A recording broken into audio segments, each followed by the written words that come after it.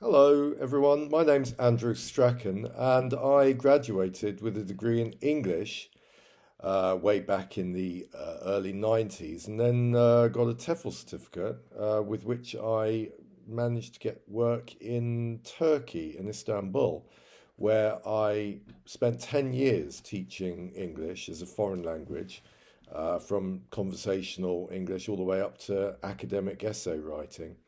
And I basically finished my career there as a teacher of advanced English writing at Istanbul Technical University. I also taught business English, legal English, and technical English. These days, I'm back in London, where I teach both online and in person, working with learners one to one and in small groups.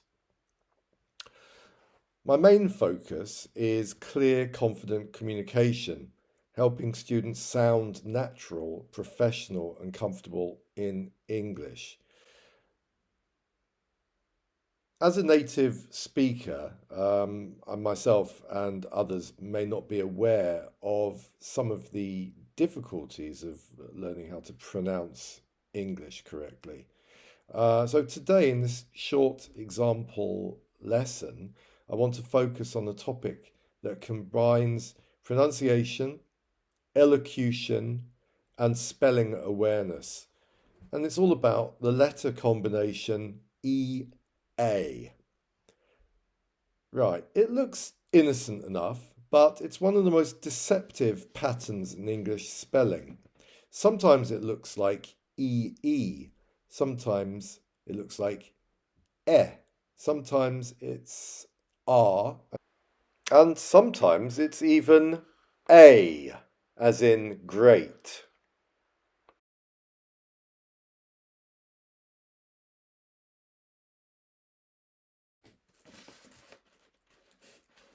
Here are four common examples: peel, head, heart, and great. Same spelling, completely different sounds. Let's look at each group and find the logic behind them. So, in most English words, EA is pronounced as a long E. This is the default pattern, and it's the safest guess when you meet a new word. So you'll see it in peel, see, team, speak, clean, dream, please, beach, leave, reach, mean, peace, and cream.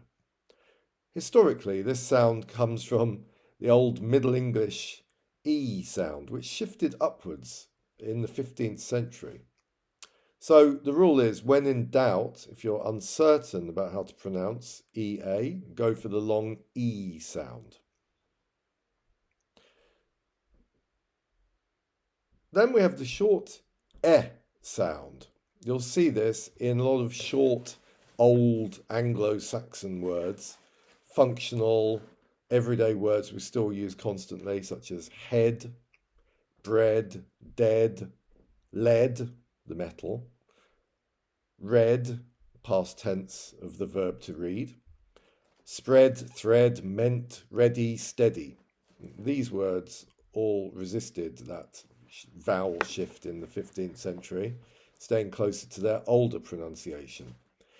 So, one rule of thumb here is, if the word feels short, common, and practical, there's a good chance the EA is eh. Just to add to the complexity, unfortunately, which we often find in the English language, there's a very small group of words which uses the R sound: heart, hearth, heartless, heartfelt. And they all trace back to the same Old English root. This is all basically connected to the heart. So short, not very many examples, but it's quite consistent. If it's all about the heart, then it's R. This next rule here is what we sometimes call the Great Steak rule. So this is when EA is followed by a K or a T. It often shifts to a sound, like great, bake, and steak. It's not many words, but it's worth memorizing as a fixed set. The next group are the bear group. Think of bears in the forest. So we've got this group here: bear, wear, tear, swear, and pair. So in British English, it's a diphthong, not to get too technical, but it's something between an and a ah. So there are exceptions. You just need to recognize it. The next one, I would say, is a little bit of history. Why did this all happen? Well, it's because of the changes that the English language went through 500 or more years ago. And as the speech evolved, the spellings sometimes didn't. So it's quite random, unfortunately, but it's just because of the history. So here's the quick reference table just to go back over some of these rules once more. So, one spelling, 5 sounds, and basically a lot of history behind that. But understanding patterns like this will help you predict the pronunciation instead of memorizing every word.